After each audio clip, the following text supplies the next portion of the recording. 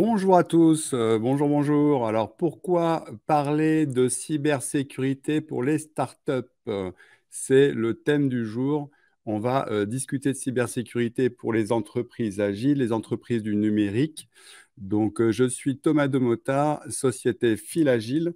Et aujourd'hui, donc, bienvenue dans ce nouvel épisode mensuel des webinaires mensuels Fil Agile. Et on va partager nos expériences, nos retours d'expérience sur la cybersécurité, sur les démarches de certification.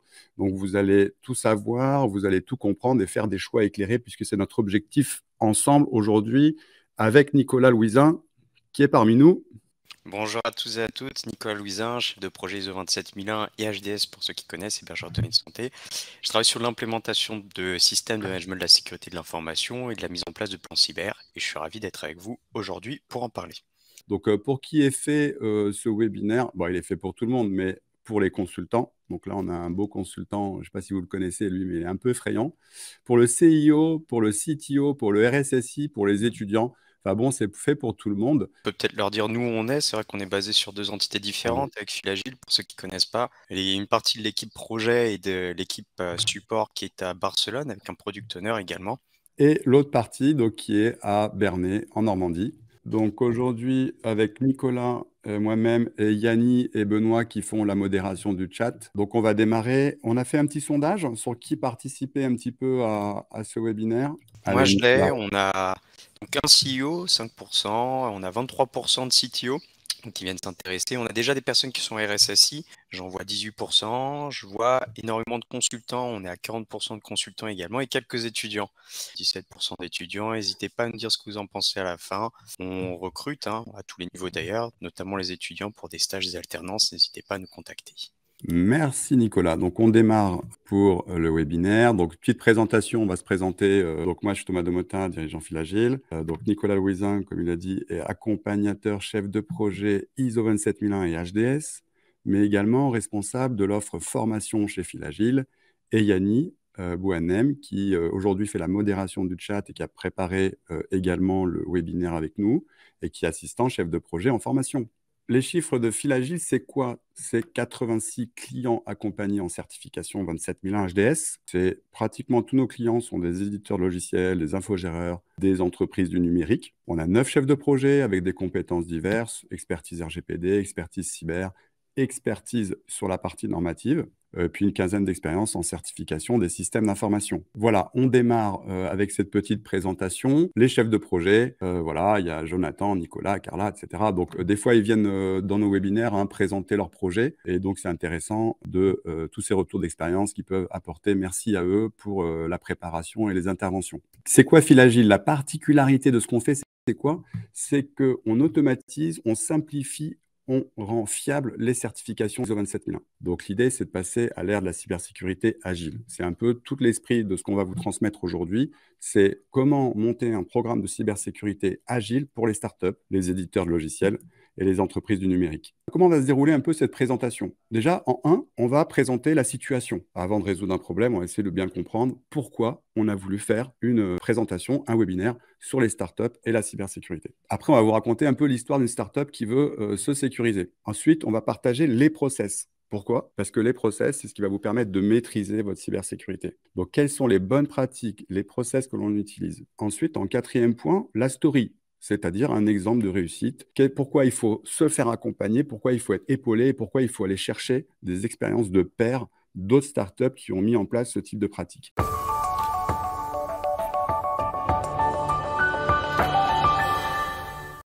Donc, pourquoi la cybersécurité pour les startups? Donc, ce qu'on va partager avec vous aujourd'hui, j'aime bien cette phrase qui est l'ignorant affirme, le savant doute et le sage réfléchit. On va réfléchir ensemble. L'objectif, c'est pas vous donner des vérités, c'est vous apporter un certain nombre de réflexions et d'informations qui vous permettront de réfléchir sur ce thème de la cybersécurité des startups. Où est le problème? Déjà, aujourd'hui, si vous ne faites rien, vous êtes sûr que c'est direct une perte de chiffre d'affaires dans les années qui viennent, une perte de clients et une perte de part de marché. Il y a très très peu de domaines de start-up dans lesquels la cybersécurité et les gages de cybersécurité ne vont pas être indispensable, notamment par rapport aux réglementations européennes et aux certifications européennes qui arrivent, mais de façon générale par rapport au contexte. On va parler du coût de la cyber pour les startups. C'est quoi le coût de la cyber pour les startups? On a quelques exemples d'entreprises récentes qui se sont fait un peu épingler.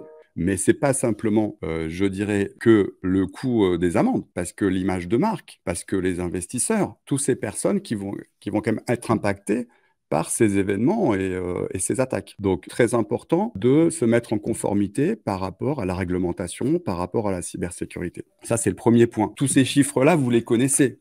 6 mois pour détecter une violation de données. Donc là, va falloir faire attention parce que si vous n'avez aucun moyen de détecter une attaque ou une intrusion, 300 milliards d'euros, ça peut être 1000 milliards d'euros, peu importe, on voit qu'il y a une explosion du coût de la cybersécurité, du coût des attaques. Beaucoup d'attaques aujourd'hui concernent les PME, de plus en plus. Pourquoi? Parce que les grands groupes, les OIV, les OSE, les entreprises importantes de l'État, que ce soit en France ou en Europe, sont de plus en plus protégées. Et pour atteindre ces différentes grandes entreprises, ils vont cibler les PME, les sous-traitants. C'est pour ça qu'aujourd'hui, tous les grands groupes, vous travaillez pour des grands groupes bancaires, vous travaillez pour des grands groupes de la cyber, de la technologie. Ils vont vous imposer dans les années qui viennent, et ça va être obligatoire, la mise en place d'un SMSI. Alors, c'est quoi cette barbarie? C'est quoi ce SMSI? Le SMSI, c'est le système de management de sécurité de l'information. En gros, vous en avez peut-être entendu parler, c'est ce qui va vers une certification ISO 27001.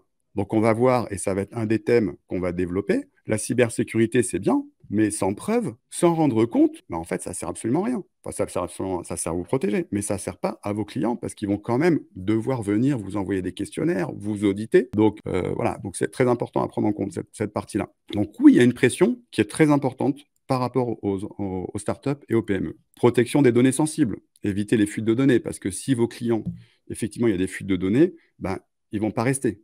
S'il y a ce risque-là ou si c'est arrivé, ils ne vont pas rester. Surtout que beaucoup de startups naviguent dans des départements un peu sensibles, que sont les données RH, les données financières. Donc là, c'est effectivement très important. Le respect de la réglementation. Si vous voulez être suivi par vos investisseurs, si vous voulez être suivi par vos partenaires, par vos banques, par vos assurances, il va falloir respecter de façon précise la réglementation. Et la réglementation, en matière de sécurité et de données, évidemment, c'est un point très important de la cybersécurité. Protection contre les attaques. C'est évident que c'est indispensable aujourd'hui pour une entreprise qui est principalement dans le cloud de se protéger contre les cyberattaques qui visent de plus en plus les entreprises, les petites entreprises. Et pour une startup, c'est indispensable, la protection de la propriété intellectuelle.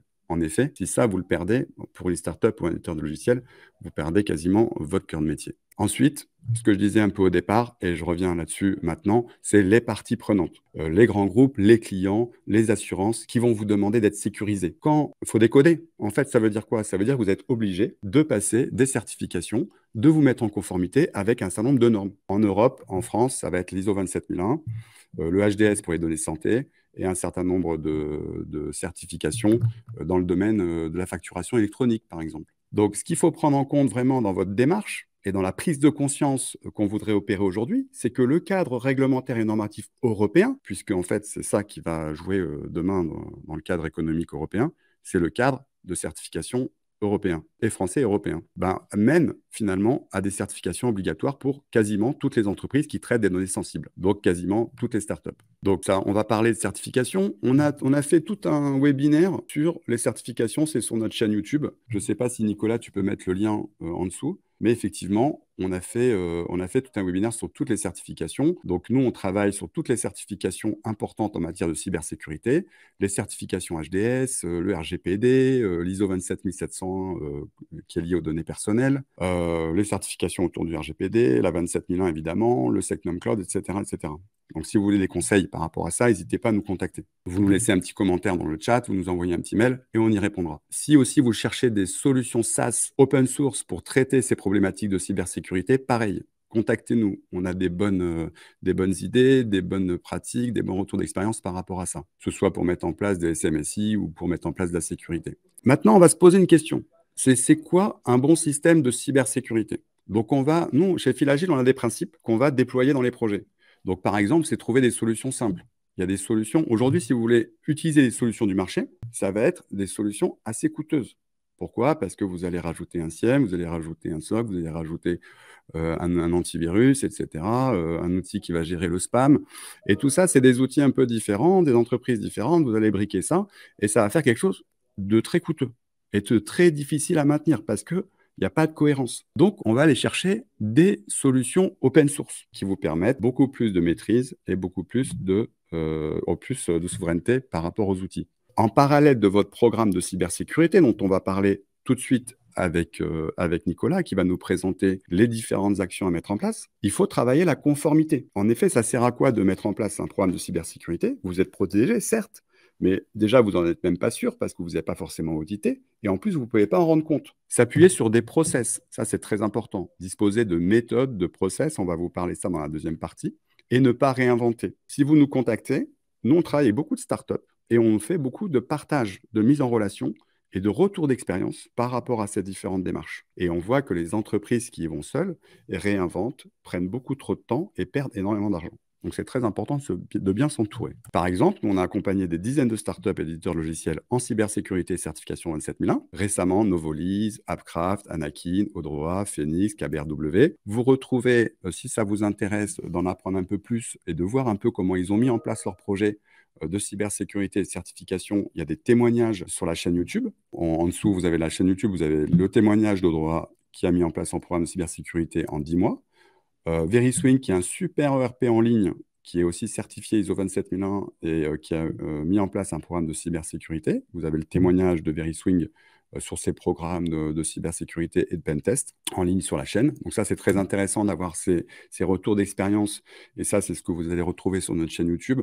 Énormément de partage, énormément de retours d'expérience. On ne peut pas tout vous dire en 1 heure ici sur tout ce qu'il faut mettre en place, mais vous donner un petit peu aussi des clés pour aller chercher de l'information par rapport à tout ça. Donc maintenant, on va passer un peu à la mise en pratique. C'est-à-dire qu'on va écouter Nicolas qui va vraiment nous dire qu'est-ce qu'il faut mettre en place en très condensé en matière de cybersécurité dans une startup.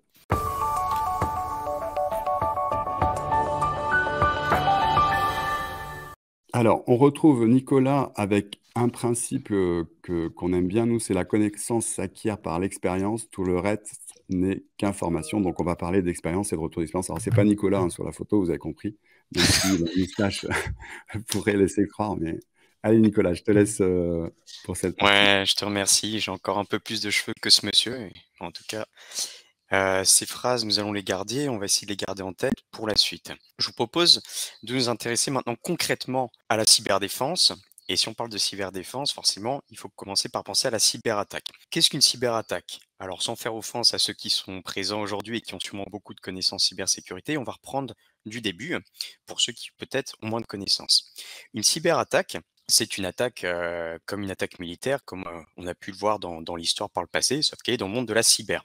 On va donc retrouver dans une cyberattaque les différentes phases d'attaque qu'on peut avoir dans une campagne napoléonienne ou dans les conquêtes d'Alexandre le Grand depuis la Macédoine jusqu'à l'Empire perse.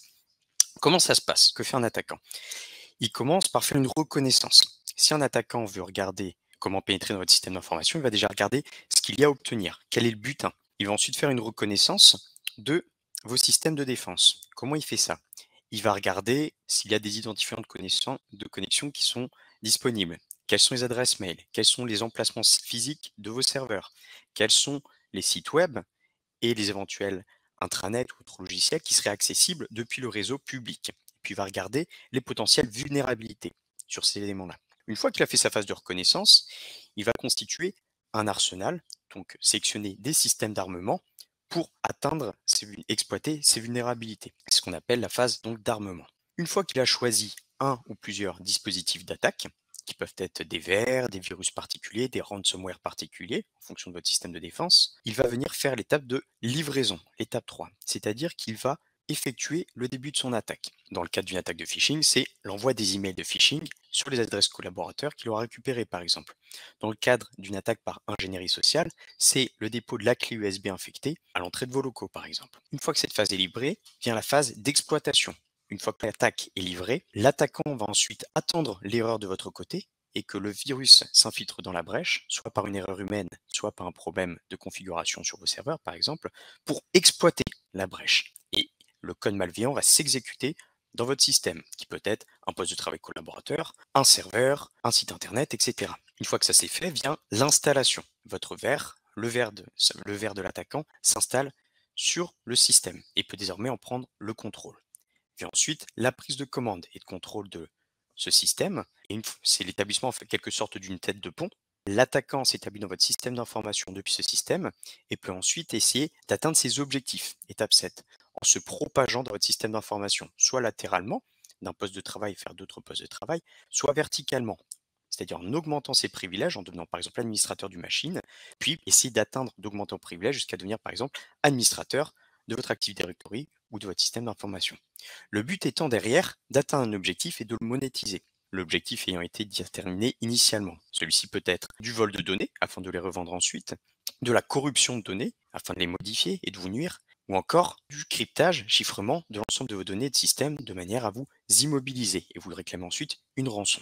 Ça se rapproche un petit peu, quelque part, si on fait le parallèle, avec le système des châteaux forts au Moyen-Âge, puisque le pirate, on l'a vu, effectue une observation et vient attaquer votre système, votre trésor, votre fortification pour obtenir votre trésor. Votre système de défense doit donc être établi en fonction de ce que vous avez à protéger afin que le coût d'obtention de ce trésor soit supérieur au butin que représentait ce trésor pour le pirate. Vous devez donc bâtir des systèmes de défense adaptés. Le problème, c'est que les systèmes d'attaque évoluent en permanence. La puissance des ordinateurs augmente, la complexité des systèmes d'attaque augmente également, les ransomware se développent de plus en plus rapidement. On observe depuis quelques années que si auparavant c'était que les grands acteurs étatiques ou industriels ou qui étaient attaqués, maintenant aujourd'hui les PME et TPE sont ciblées, soit directement, soit par ricochet, et qu'elles doivent donc se protéger. Il est donc essentiel d'effectuer de la veille pour adapter le système de défense, étant donné que les systèmes d'attaque évoluent, ce qui peut rendre votre système de défense obsolète. Car même si vous avez fait de la cyberdéfense il y a quelques années, que vous avez établi un système de défense et des mesures de protection, celles-ci sont peut-être aujourd'hui obsolètes. Tel un château fort qui pourrait vieillir et qui pourrait voir apparaître des fissures sur ses murailles, il est indispensable de renforcer la robustesse de vos fortifications en permanence.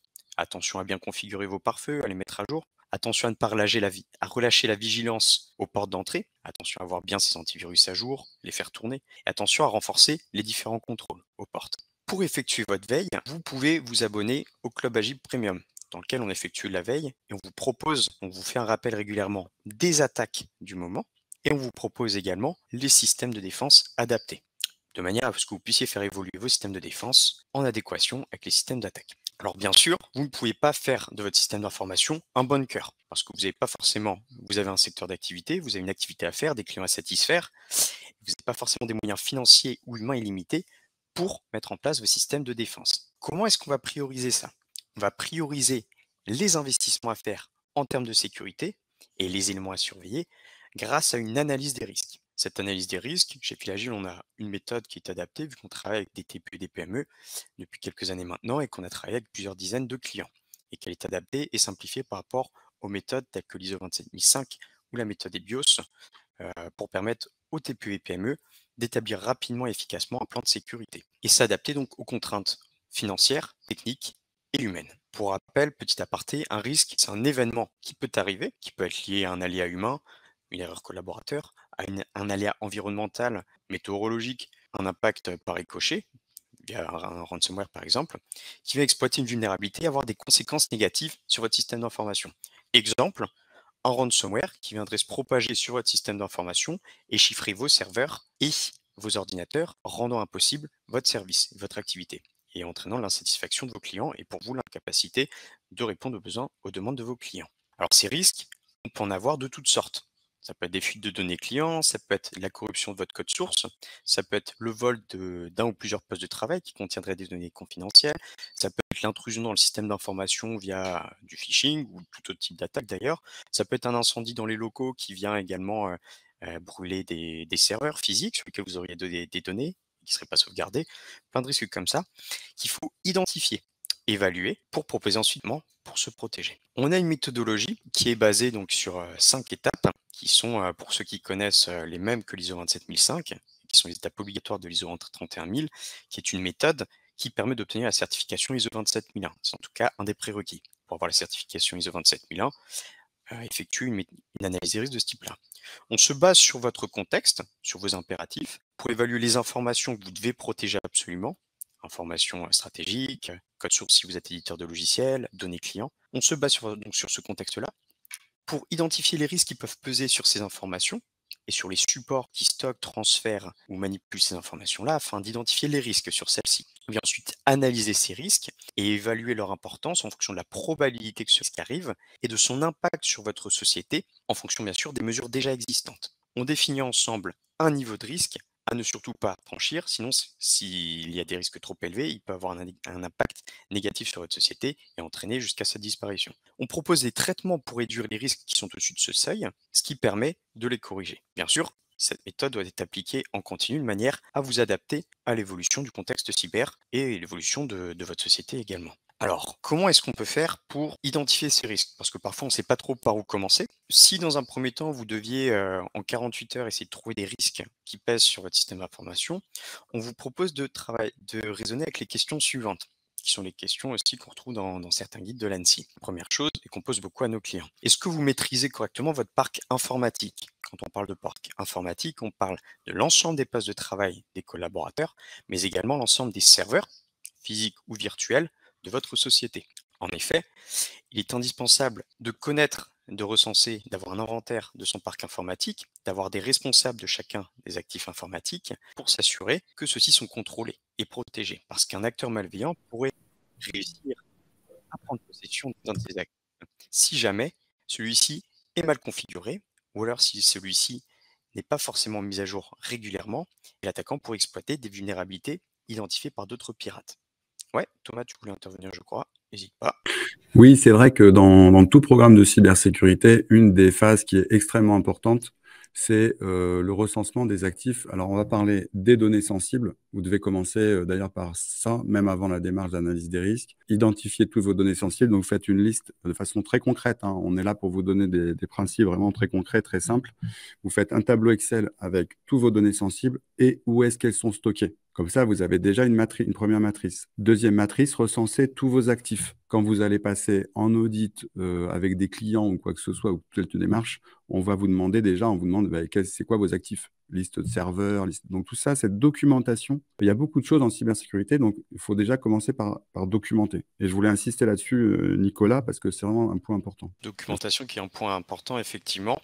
Et si vous souhaitez passer une certification un jour, la notion de documentation, traçabilité, est un des points primordiaux de celle-ci, puisque c'est ce qui vous permet de vous assurer que les process sont appliqués de la même manière par toutes les personnes et que vous gardez les preuves, les historiques des différents incidents. Vous apprenez ensuite et vous pouvez capitaliser là-dessus. Pour revenir sur le parc informatique, les meilleurs moyens de protéger votre parc informatique, ça commence par placer un pare-feu en entrée pour se protéger de différentes intrusions. Donc, première question à vous poser, est-ce que vous avez bien un pare-feu pour protéger le matériel qui est positionné derrière, afin de filtrer les connexions entrantes? À vous de déterminer comment, si vous préférez le faire par filtre sur IP, par certificat, toute autre manière de protéger votre système d'information. Vous pouvez ensuite mettre en place un outil de gestion de parc informatique qui vous permet de recenser le matériel en un seul écran, d'avoir les responsables de ces actifs également. Ça vous permet aussi de vous assurer et bien que ceux-ci sont rendus lorsque les collaborateurs quittent la société notamment, dans le cas des ordinateurs, des postes de travail. Et vous pouvez aller jusqu'à positionner des outils de type, tout type d'outils qui permettent également d'avoir le suivi des configurations du poste de travail et des logiciels installés dessus. Donc vous pouvez installer i7, qui est un outil qui fait également antivirus, mais qui vous permet de remonter l'état de l'antivirus, l'état du disque dur, et d'autres informations sur les postes de travail, de manière à vous assurer qu'ils sont à la fois sans vulnérabilité et que les OS, l'OS, donc Windows, Mac, etc., est bien maintenu à jour, ce qui permet de s'assurer qu'il n'y a pas de vulnérabilité dessus. Autre exemple de risque, les sauvegardes. Est-ce que vous effectuez bien des sauvegardes régulières? C'est un des éléments de base, bien sûr, du système d'information.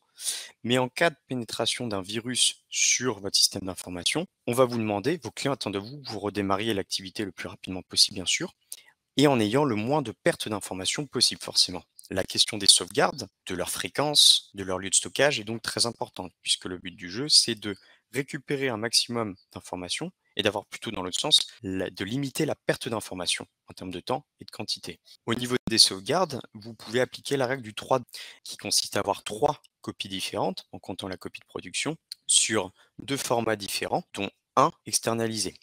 2 formats différents, un par exemple sur la production en base, et l'autre par exemple sur un disque dur externe, ou dans le cloud sur un autre logiciel. Il faut que ça soit également sur 2 data centers distincts, ou 2 lieux différents.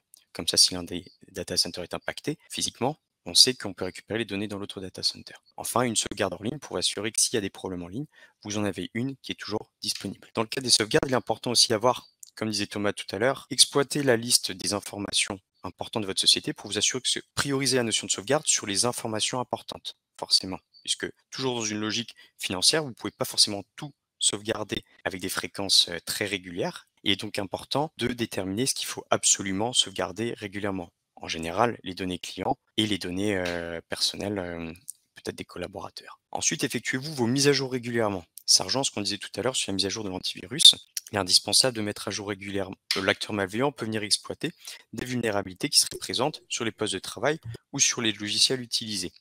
En effet, la mise à jour joue le rôle de travaux de maintenance sur une muraille. Les fissures identifiées sur votre muraille, qui sont identifiées par des hackers qui font de la reconnaissance, ceux-ci ne vont pas forcément les exploiter tout de suite. C'est ce que font des hackers, par exemple, qui identifient des failles sur les OS Microsoft, sur Windows, des versions de Windows. Ils les mettent ensuite en ligne et les vendent sur Dark Web, par exemple, généralement avec un programme d'attaque spécifique pour exploiter cette vulnérabilité.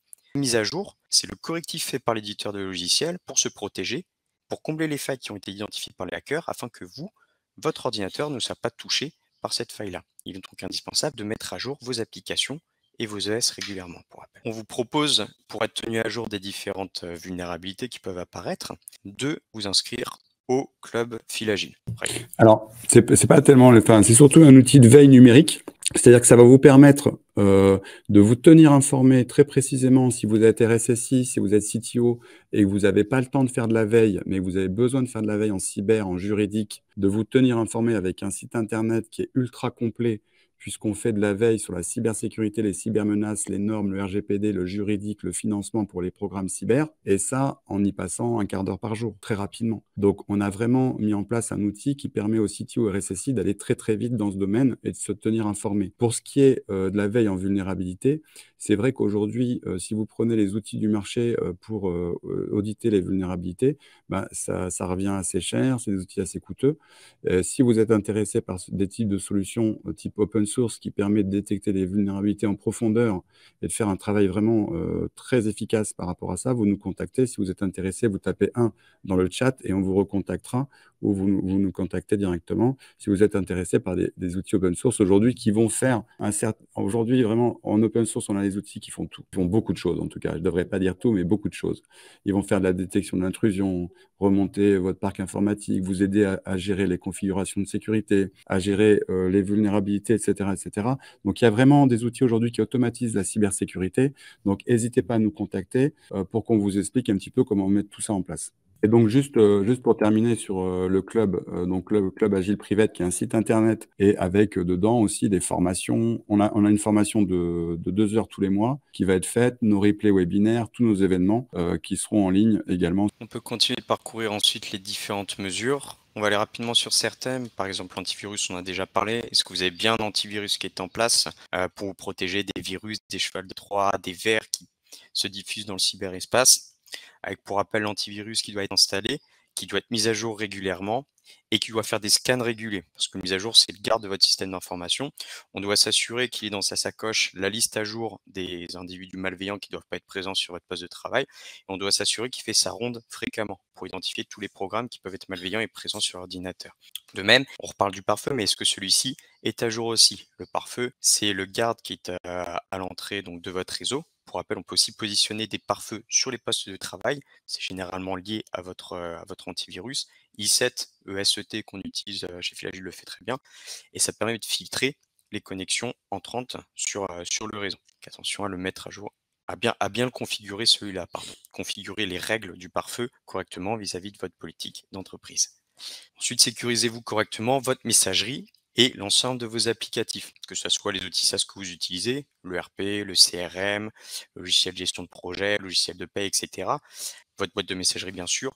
Est-ce que vous avez bien à la fois des mots de passe forts qui ne peuvent pas être corrompus par l'attaquant, l'acteur malveillant, et éventuellement de la double authentification quand c'est possible, afin d'avoir une double authentification via une clé spéciale ou via un smartphone ou via un autre dispositif qui permet d'authentifier la personne et de s'assurer que ce n'est pas un acteur malveillant qui a récupéré le mot de passe d'une façon ou d'une autre. Vous pouvez également positionner un fail to ban sur les dispositifs de connexion lorsque c'est possible. Pour rappel, un fail to ban, c'est un paramètre qui permet de bloquer les un compte lorsque la tentative de connexion a échoué un certain nombre de fois, 3, 4, 5. Si vous vous trompez de mot de passe 3, 4, 5 fois, la connexion est bloquée, ce qui empêche un pirate d'effectuer des millions de tentatives de connexion avec un programme en quelques fractions de seconde.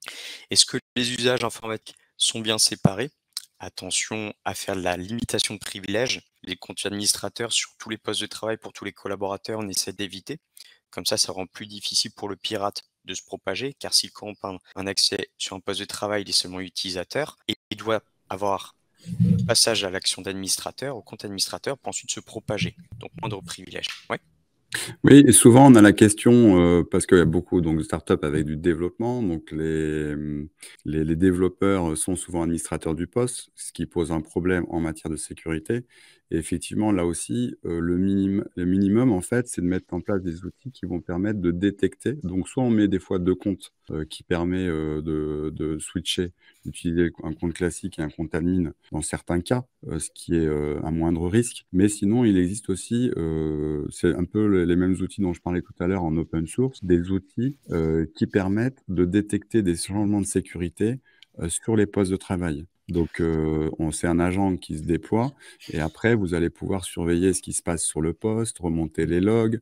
Enfin, voilà, c'est des SIEM en mode open source, mais qui ont des grandes capacités de réglage et de règles de sécurité. Donc là, ce qu'on veut faire passer un peu comme message, c'est qu'on a des solutions simples aujourd'hui pour faire de la cybersécurité pour une startup sans aller chercher des outils très coûteux du marché ou très chronophages, puisqu'après, on va pouvoir arriver avec des dispositifs de formation. Surtout que ces outils-là, ils vont pouvoir être déployés sur vos serveurs. Donc, vous maîtrisez complètement la cybersécurité. Et ça, c'est un des principes fondamentaux. C'est intéressant à développer pour une startup. Tout à fait. Après, on va vous proposer les solutions qui vous conviennent vous spécifiquement. Donc ça, c'est à discuter. N'hésitez pas à en parler avec nous. Mais il y a différents types de solutions qu'on peut recommander. Pour revenir sur ce que disait Thomas sur les postes de travail et les comptes des développeurs, il y a l'outil Make Me Admin, par exemple, qui permet aux développeurs de passer à l'état d'administrateur avec une connexion validée par le responsable IT sur un moment donné pour une action donnée pour réaliser une action d'administrateur. Et c'est un outil qu'on peut diffuser sur l'ensemble des postes de travail. On a ensuite les risques liés au nomadisme, lorsqu'on est dans les transports ou en télétravail, donc des risques qui sont bien connus. Attention à respecter les règles de bureau propre, bien entendu, pour éviter qu'on regarde par-dessus son épaule, et à utiliser aussi un VPN que vous pouvez mettre en place pour vous assurer que la connexion est sécurisée et que vous n'allez pas avoir un pirate qui se connecte directement au même Wi-Fi public que vous et intercepte des informations. Attention enfin à sensibiliser les collaborateurs. On arrive sur la fin avec un des points les plus importants, bien sûr. L'erreur exploitée par l'attaquant, le hacker étant souvent entre la chaise et l'écran, c'est-à-dire nous-mêmes. Donc attention à sensibiliser vos collaborateurs régulièrement avec différents supports. On a différents outils de sensibilisation chez Filagil justement pour faire des campagnes de sensibilisation sur les sujets qui vous concernent auprès de vos collaborateurs pour que ceux-ci se transforment et passent de l'état de vulnérabilité à l'état de rempart supplémentaire pour vous protéger contre et identifier facilement les potentielles alertes et incidents. Oui, pour le coup, sur ce dispositif-là de sensibilisation des collaborateurs, là, Filagil est vraiment développé vraiment une expertise intéressante. Nous déployons en fait des plateformes de formation pour les startups, soit en interne, soit on a une plateforme de formation accessible par Internet très prochainement, avec toutes nos formations en cybersécurité, en certification 27001, en RGPD. Donc c'est vraiment très complet. Ça couvre toutes les problématiques de cybersécurité, aussi bien techniques que légales, qu'organisationnelles, qu'humaines. Donc, soit c'est des dispositifs qu'on peut mettre en place dans l'entreprise avec ses propres onboarding collaborateurs. Vous voulez former vos collaborateurs de façon générale à la charte de cybersécurité ou à la charte de télétravail, ou bien former à vos politiques de sécurité, à vos règles de sécurité. Donc là, on sait travailler sur des dispositifs de formation très courts pour le faire en mode e-learning. Et on fait aussi des campagnes de sensibilisation. Donc, on peut vous conseiller, nous, notre travail, c'est vraiment de vous conseiller pour que vous choisissiez les meilleurs outils pour la sensibilisation. Donc, on travaille avec plusieurs types d'outils, plusieurs types de démarches qui permettent de sensibiliser les entreprises et les collaborateurs. Mais pour nous, c'est vraiment un des points essentiels de la réussite parce que tout ce qu'on vous a dit, vous allez pouvoir le retrouver dans les guides de l'ANSSI, dans les bonnes pratiques, c'est assez courant. Mais après, ce qui compte vraiment, c'est comment ça va être animé, déployé auprès des collaborateurs. C'est ça qui fait la différence. Et on l'a vécu avec nos clients. On a accompagné des dizaines de startups sur ces méthodes-là. On le vit aussi en interne, ce qui est vachement enrichissant. Donc, tous les lundis, par exemple, nous, tous les lundis matins, on a des séances de sensibilisation sur la cybersécurité. Et Nicolas organise des déjeuners, des goûters, pardon, le vendredi pour expliquer des choses sur les métiers, sur la cyber. La cybersécurité, c'est large, hein. On parle de réglementation, de normes, de cyber, de juridique, etc. Mais ça doit être l'objet surtout que une sensibilisation régulière. Surtout que les startups, il y a beaucoup de télétravail, donc on n'est pas forcément tous dans le même lieu. Un petit aparté sur ce sujet. En lien avec la sensibilisation, en termes de prévention, on en a parlé. Maintenant, il y a l'aspect conséquence. Si jamais ça se réalise, est-ce que vous êtes assuré face au risque cyber? N'hésitez pas à vous renseigner parce que ça peut éventuellement protéger en cas de coup dur auprès de vos assureurs ou auprès d'assureurs spécialisés d'ailleurs. Attention à regarder comment réagir en cas de cyberattaque. C'est à mettre aussi dans la sensibilisation, mais avoir une procédure de gestion des incidents claire et connue par les collaborateurs afin que, à partir de l'identification d'un incident par un collaborateur, on sache comment faire et comment dérouler la procédure de gestion de crise. Que chacun sache ce qu'il doit faire à ce moment-là, de manière à ne pas rester dans le flou et à pas perdre des précieuses minutes ou heures à se demander comment on va réagir. Bien se protéger. Enfin, également, envisagez-vous d'utiliser des solutions cloud? Il y en a de plus en plus en ce moment. C'est une alternative qui est très intéressante puisque ça permet de se décharger de la partie hébergement la sécurisation de cet hébergement.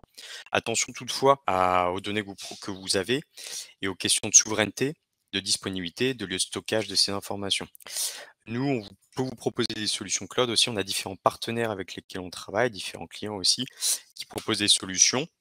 C'est adapté bien sûr en fonction de ce dont vous avez besoin, mais on a deux sociétés avec lesquelles on travaille sur la gestion de documents qui sont des bonnes alternatives au Drive par exemple. Est-ce que tu veux en parler, Thomas? Oui, donc ouais, c'est pour mettre en avant un petit peu des startups françaises dans le domaine. Donc il y a Levia qui a une solution sécurisée et souveraine. C'est en fait un cloud, hein, un cloud souverain. Et Diatem qui propose aussi des solutions d'hébergement. Donc c'est des sociétés qui sont sécurisées, qui sont dans des démarches de certification. Et qui sont des startups françaises. Donc, c'est plus ou moins startups, plus ou moins jeunes, mais quand même qui sont dans l'innovation technologique par rapport à ces solutions d'hébergement. Donc, ça peut être... voilà, c'est juste des conseils, hein, c'est pas des recommandations. Après, chaque cas, chaque entreprise est différente. Là, c'est pour donner quelques exemples de sociétés qui vont mettre en place ce type de démarche et qui sont intéressantes à regarder aujourd'hui.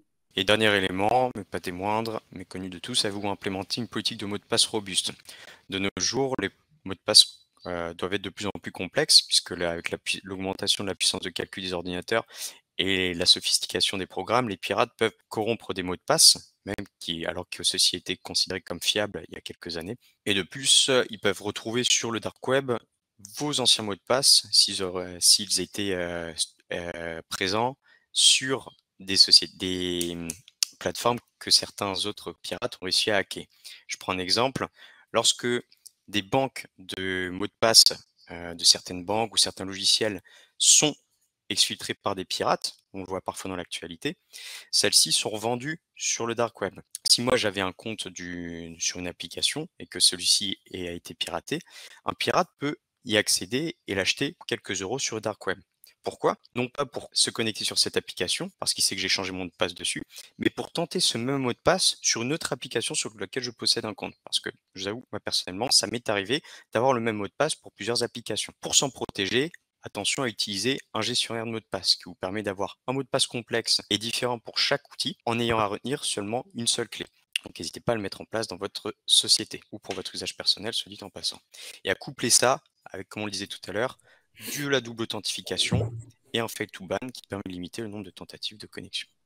Alors, avant de faire la transition avec la partie suivante, c'est vrai que nous, ce qu'on pense important, c'est le processus d'amélioration de la sécurité que vous allez mettre en place.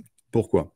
Parce que vous allez donc on vous a présenté des actions. Ces actions, vous les connaissez déjà peut-être un petit peu. C'est dans les guides de l'ANSSI, par exemple. Vous regardez sur l'ANSSI, il y a plein de guides de sécurité à mettre en place. Mais ça ne garantit pas que ça va durer sur le long terme. Donc, ce qu'il faut faire à un moment donné quand vous êtes mis en conformité, et c'est ce qu'on va voir juste après, quel process mettre en place pour vous mettre en sécurité, c'est de mettre en place un système de SOC externalisé qui va permettre de gérer la sécurité au quotidien et d'améliorer progressivement, de contrôler et d'améliorer progressivement votre cybersécurité dans le temps. Généralement, c'est des solutions qui sont organisées donc avec un SIEM, en tout cas des données qui sont remontées, une supervision, des règles de sécurité, et avec un timing hebdomadaire ou mensuel qui permet de corriger progressivement la sécurité et d'améliorer et d'appliquer des recommandations et de renforcer les configurations de sécurité. Donc on distingue bien deux phases. Une mise en conformité minimale, l'application de bonnes pratiques et la mise en place du SOC et l'amélioration continue en matière de sécurité. Tout ça, et maintenant on passe au sujet suivant, qui sont les process clés de fil agile pour mettre en place la cybersécurité.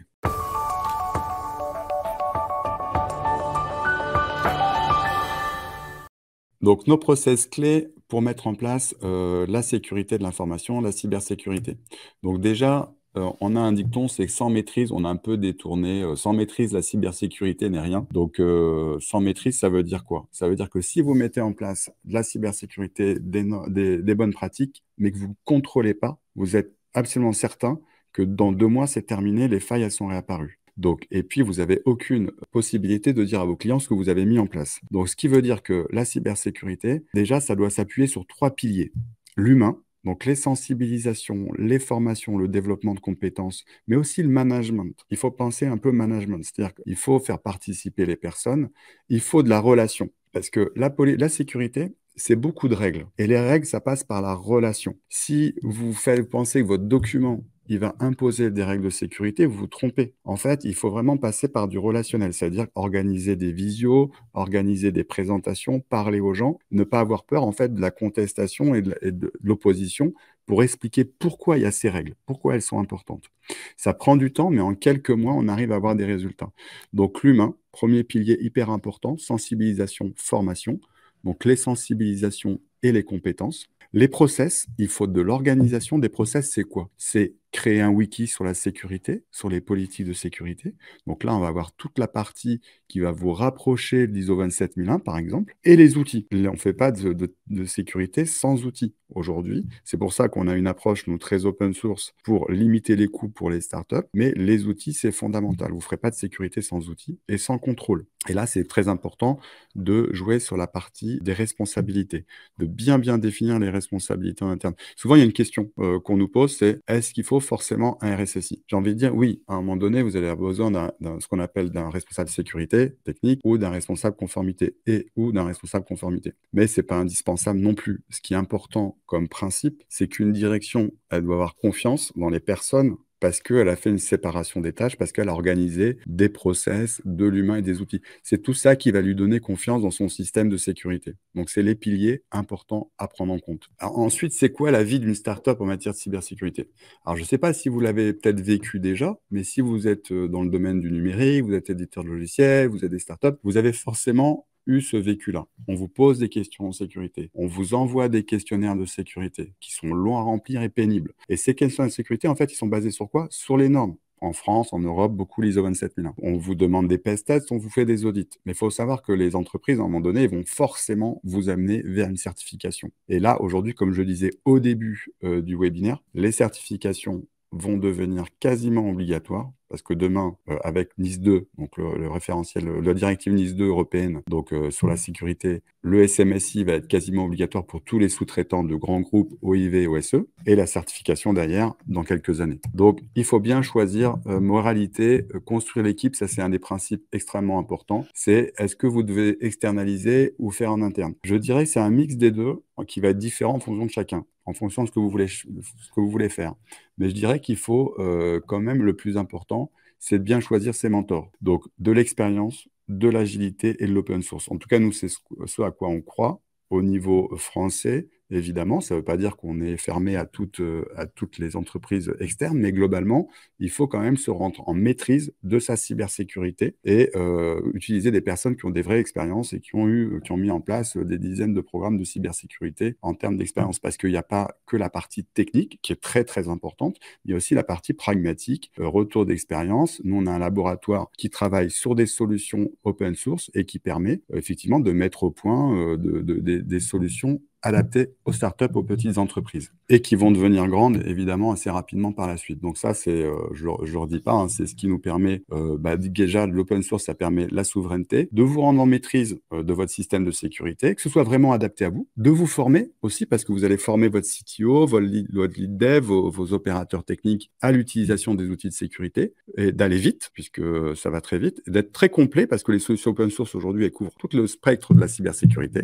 Donc, c'est vraiment des solutions auxquelles on croit et qui sont très intéressantes pour les petites entreprises. Notre méthode, c'est quoi le process fil agile? Quand on accompagne des entreprises, je vous en parle 2 minutes parce que ça peut vous intéresser, on a un chef de projet qui va vous suivre pendant toute votre mise en conformité et votre programme de cyber. Vous le voyez toutes les semaines, c'est cadencé, c'est hyper efficace. On met de l'e-learning en place, on fait de la formation, on automatise avec les solutions du marché pour automatiser votre cybersécurité et vos contrôles pour que vous ayez le moins de choses possibles à faire. Vous avez tout le support juridique, technique, qui est à votre disposition pour répondre à toutes vos questions. Et bien entendu, parce que nous, si on vous déploie un programme de cybersécurité, vous allez être conforme aux normes. Donc, du coup, la 27001, derrière, c'est simple, c'est pas un truc compliqué. Donc, n'hésitez pas à nous contacter par rapport à ça. Et maintenant, on va parler un petit peu de la partie pratico-pratique. Donc, le nerf de la guerre, c'est un peu combien coûte un programme de cybersécurité.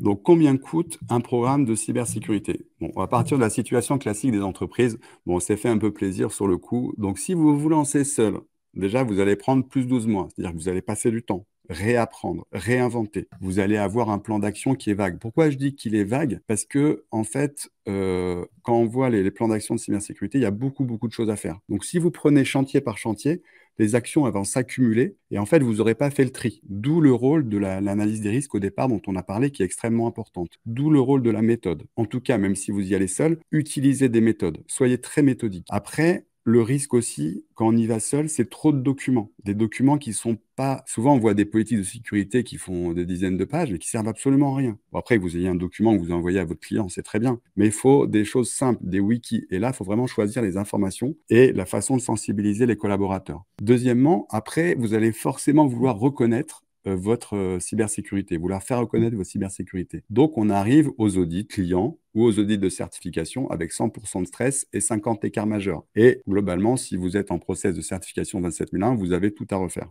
Bon, c'est arrivé à plein d'entreprises, hein. Il n'y a pas de souci avec ça, il n'y a pas de critique, mais c'est la réalité. C'est que quand on ne connaît pas le métier, je pense qu'il y en a qui l'ont peut-être vécu dans le chat, qui peuvent nous dire, mais c'est très difficile de se mettre en conformité. C'est important de se faire aider, que ce soit par Fil Agile ou par une autre entreprise, hein, il n'y a pas de souci, mais contacter des entreprises qui ont des vraies références et qui ont mis en place beaucoup de démarches. Nous, chez Fil Agile, on accompagne des dizaines d'entreprises. On certifie plusieurs entreprises par mois. Donc, n'hésitez pas à nous contacter et après, partir tranquille en vacances et puis vous reposer sur Fil Agile et tout se passe mieux d'un coup. Et par exemple, la société Phoenix a un peu vécu ce schéma-là, c'est-à-dire qu'ils avaient mis en place des choses qui avaient été un peu pour réapprendre un peu le truc tout seul. Ben, ils ont mis du temps et puis ils ont eu des audits qui étaient difficiles. Et ça, c'est normal, hein, mais c'est une super entreprise. Et en 6 mois, avec de l'aide, ils ont été capables de mettre en place la certification 27001 et d'obtenir la certification 27001. Vous voyez leurs témoignages sur notre chaîne YouTube, vous pouvez y accéder. Et c'est une société qui est spécialisée en développement pour les solutions de flotte automobile. Donc voilà, aujourd'hui, en 6 mois, ils ont réussi à le faire alors qu'ils avaient mis plus de 12 mois au début du projet et ils n'y arrivaient pas, quoi. Donc il faut de la méthode, il faut des compétences, mais nous, notre travail, c'est vraiment d'apporter ce retour d'expérience et de transférer notre savoir en matière de certification et de conformité à des entreprises du logiciel et des entreprises du numérique. Ensuite, c'est quoi un peu nos secret sauce, c'est-à-dire notre approche un peu spéciale?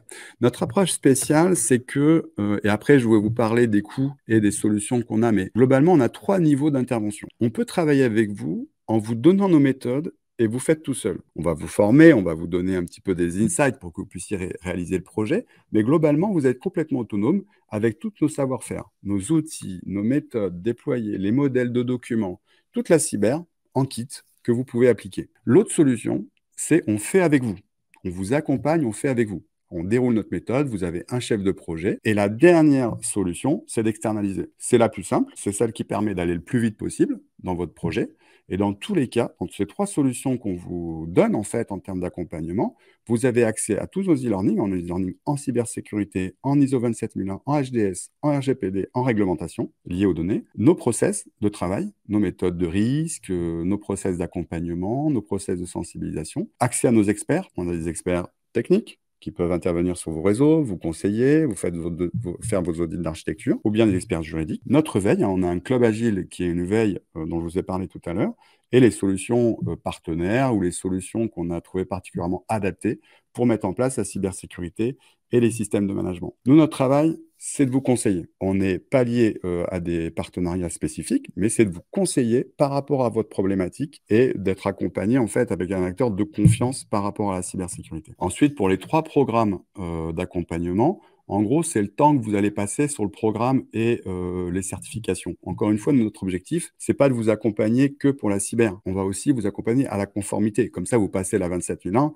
C'est vraiment très simple une fois que vous avez mis en place les choses. Donc, le niveau 1, on va intervenir 10% du temps et vous allez avoir notre matière, mais c'est vous qui allez travailler. Le niveau 2, c'est à peu près égal. Un projet de certification, vous allez avoir un coût d'1 jour homme par semaine sur l'ensemble du projet. Donc, on va travailler ensemble sur le programme de certification. Et le niveau externalisé, c'est là où vous travaillez le moins, où du coup, on fait quasiment tout et on s'appuie sur vos connaissances et on vous partage le système de management, le système de sécurité, mais on réalise toutes les opérations. En termes de coûts, alors là, c'est le coût pour une PME de 25 personnes pour un programme de cybersécurité. Alors, les chiffres, c'est ce qui est si important, c'est le comparatif. Si vous voulez, pour un programme de cybersécurité qui coûterait 70K, par exemple, avec la certification, avec les outils, avec toute la mise en place. Faut savoir qu'un programme de sécurité sur un an qui va vers une certification 27001 et qui obtient une certification 27001, faut un budget minimum de 50K. Voilà, c'est à peu près ça. 50 000 euros pour atteindre la certification, incluant ou pas, bon, ça dépend la certification derrière.